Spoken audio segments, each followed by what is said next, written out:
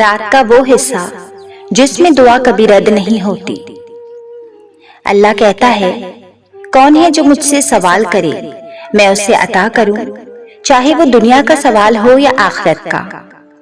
کون ہے جو مجھ سے توبہ کرے اور اپنے گناہوں کی بخشش مانگے، چاہے وہ گناہوں میں ڈوبا ہی کیوں نہ ہو، میں اسے بخش دوں گا، معاف کر دوں گا، اس کے ساتھ درگزر کر لوں گا۔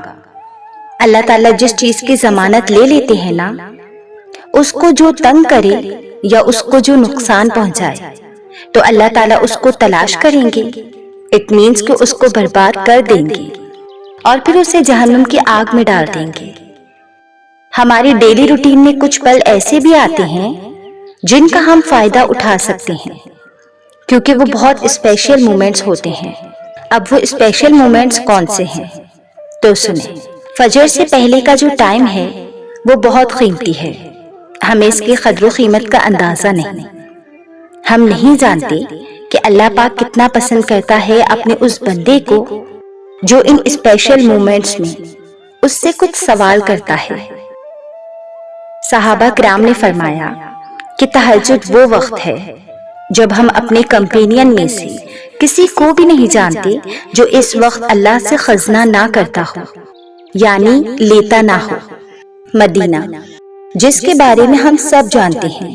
میرے ایک بھائی ہیں، وہ کہتے ہیں کہ اگر رات کے اس پہر ہمیں کس چیز کی ضرورت ہو اور ہمارے پاس وہ چیز نہ ہو تو ہم بے جھجک کسی کے بھی گھر میں جا کر اس وقت اس چیز کو مانگ سکتے ہیں، کیونکہ ہمیں پتا ہے کہ اس وقت ہر کوئی جاگ رہا ہوتا ہے تہجد پڑھنے۔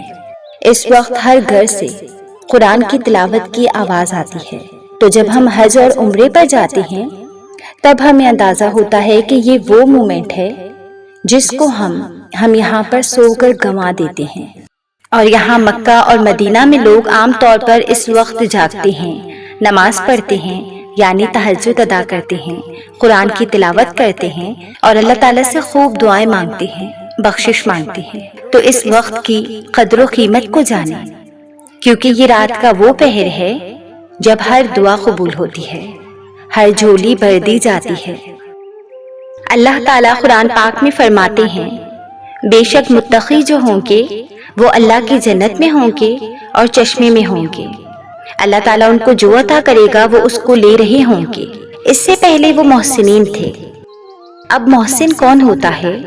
جو ایکسیلنس کے درجے کو اختیار کرتا ہے، جو صرف فرض پہ نہیں رہتا بلکہ نیکسٹ اسٹیج پر جاتا ہے۔ وہ فرائض کے علاوہ سنت، نوافل وغیرہ کو بھی اختیار کرتا ہے، اور وہ رات کو بڑا تھوڑا حصہ سوتا ہے اور اکثر حصہ جاگا کرتا ہے، اور سحری کے ٹائم پہ یعنی فجر کے ٹائم پہ وہ توبہ و استغفار کیا کرتا ہے۔ اور اگر کسی کو جنتیوں کی کوالٹیز پڑھنی ہے نا کہ کس چیز نے جنتیوں کو ڈفرینشیٹ کیا، تو سنیں کہ وہ رات کو بڑا تھوڑا حصہ سویا کرتے تھے، اور ایک ہم ہیں، امیجن کریں ہمارا کیا حال ہے۔ حضرت حسن بصری رحمۃ اللہ علیہ بیان کرتے ہیں کہ جب میں جنتیوں کی کوالٹیز کو پڑھتا ہوں تو میں اپنے آپ کو ان میں شمار نہیں کرتا، کیونکہ وہ تو رات کو بہت تھوڑا سویا کرتے تھے اور بہت زیادہ عبادات کرتے تھے، اپنا سب کچھ قربان کر دینے والے تھے۔ اور جب میں جہنمیوں کی کوالٹیز کو اسٹڈی کرتا ہوں تو وہ اللہ اور اس کے نبی کا انکار کرنے والے تھے، قیامت کے دن کا انکار کرنے والے تھے، یعنی اٹھائے جانے کا انکار کرتے تھے۔ تو میں اپنے آپ کو ان دونوں میں ہی نہیں پاتا۔ جب میں نے قرآن کھول کے دیکھا تو میں نے اپنے آپ کو اس آیت میں پایا کہ انہوں نے اپنے نیک اعمال کو گناہوں کے ساتھ مکس کیا ہوا تھا، کبھی وہ نیکی کرتے تھے کبھی وہ گناہ کرتے تھے۔ تو وہ کہتے ہیں کہ اے لوگوں، اپنے آپ کو ان لوگوں میں سے بناؤ جو کم سے کم اوپر والی باؤنڈری کے نیک لوگ ہوں، کم سے کم ان کی باؤنڈری میں تو آ جائیں۔ حضور پاک صلی اللہ علیہ وسلم نے فرمایا، اللہ سبحانہ و تعالیٰ اپنے بندے کے سب سے زیادہ قریب کب ہوتے ہیں؟ رات کے آخری حصے میں، last third of the night. اگر تم سے ہو سکتا ہے، اگر تم میں استطاعت ہے تو تم اٹھ کر اللہ کا ذکر کرو اور ان ساعت کو کبھی مس نہ کرو۔ یہ ہے فارمولا اللہ کے قرب کا، یعنی اللہ کے قریب ہونے کا۔ تو ان پلوں کو پانے کی کوشش کریں۔ رسول اللہ صلی اللہ علیہ وسلم سے کسی صحابی نے سوال کیا، یا رسول اللہ کون سی دعا بہترین ہے؟ یا رسول اللہ کون سی دعا جلد قبول ہوتی ہے؟ تو نبی کریم صلی اللہ علیہ وسلم نے فرمایا کہ رات کا جو آخری حصہ ہوتا ہے نا، اس میں جو بھی دعا کی جاتی ہے وہ جلد قبول ہوتی ہے، وہ ضرور سنی جاتی ہے، اور نماز کے جو آخر میں دعا کی جاتی ہے وہ بھی قبول کی جاتی ہے۔ تو اب آپ اندازہ لگائیں کہ رات کا جو آخری پہر ہے وہ کتنا قیمتی ہے ہماری زندگی کا، اور ہم اس مومنٹ کو کتنا ویسٹ کر رہے ہیں۔ اللہ سبحانہ و تعالی ہر رات کے تیسرے حصے میں آسمان دنیا پہ تشریف لاتے ہیں، صرف میرے اور آپ کے لیے، اور اعلان کرتے ہیں کون ہے جو مجھ سے دعا کرے میں اس کی دعا قبول کروں، کون ہے جو مجھ سے سوال کرے اور میں اس سے عطا کروں، چاہے وہ دنیا کا ہو یا آخرت کا، کون ہے جو مجھ سے توبہ کرے اور اپنے گناہوں کی بخشش مانگے، چاہے وہ گناہوں میں ڈوبا ہی کیوں نہ ہو، میں اس سے معاف نہ کروں۔ تو ان وقتوں میں اٹھنے کی کوشش کریں، جلدی سوئیں اور اللہ سے دعا کریں کہ وہ ہمیں توفیق دے کہ ہم ان وقتوں کو گنوا نہ دیں۔ اور تہجد کی تو جتنی فضیلت بیان کی جائے اتنی کم ہے۔ تہجد میں جو دعا مانگی جائے وہ اللہ تعالیٰ کے کرم سے قبول ہوتی ہے، لیکن ہر عبادت کا ایک خاص طریقہ بتایا گیا ہے، اسے اسی طریقے سے ادا کرنا ہوتا ہے۔ تہجد کے لیے جب رات میں آپ کی آنکھ کھلے تو آپ اس طریقے سے یہ کلمات کہیں، لا الہ الا اللہ وحدہ لا شریک لہ لہ الملک ولہ الحمد وہو علی کل شیء قدیر، سبحان اللہ والحمد للہ ولا الہ الا اللہ واللہ اکبر ولا حول ولا قوۃ الا باللہ العلی العظیم۔ اور پھر یہ کہے رب اغفر لی۔ اس کے بعد پھر وہ جو دعا کرے اس کی دعا قبول ہوگی۔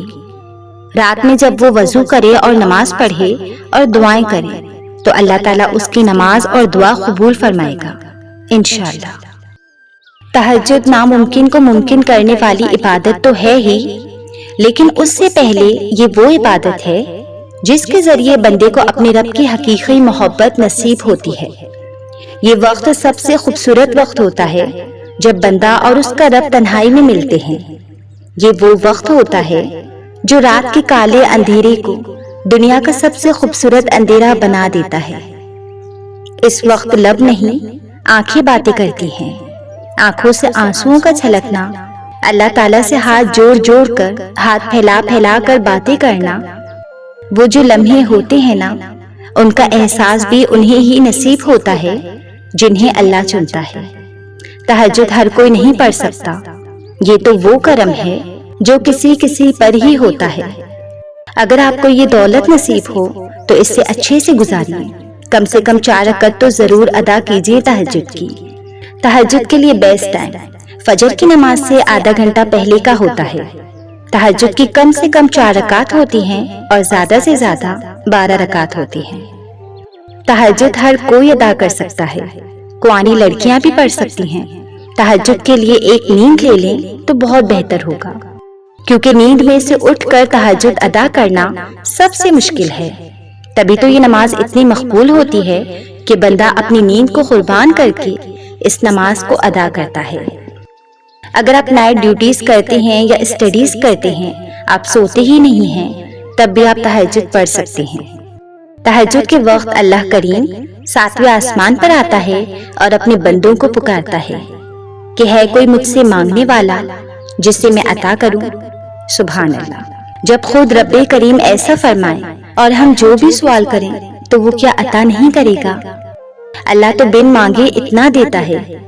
سوچیں کہ جب وہ خود پکار کے پوچھے کسی سے کہ کچھ چاہیے، اس وقت کیسے نہ دعائیں قبول ہوں گی۔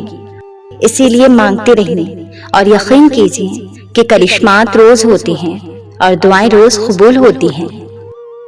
اللہ کریم ہمیں تہجد گزار بنائے اور ہم سب کی دعاؤں کو ہمارے حق میں بہتر کر کے قبول فرمائے۔ اپنی دعاؤں میں مجھے بھی یاد رکھنا۔ جزاک اللہ خیرا۔ اس ویڈیو کو آگے شیئر کر کے صدقہ دیجیے۔ بے شک اچھی باتیں پھیلانا بھی صدقہ ہے اور صدقہ مصیبتوں کو ڈالتا ہے۔ اسی نیت سے اس ویڈیو کو آگے بھی شیئر کریں۔ تو آپ کو بھی ثواب ملے گا انشاءاللہ۔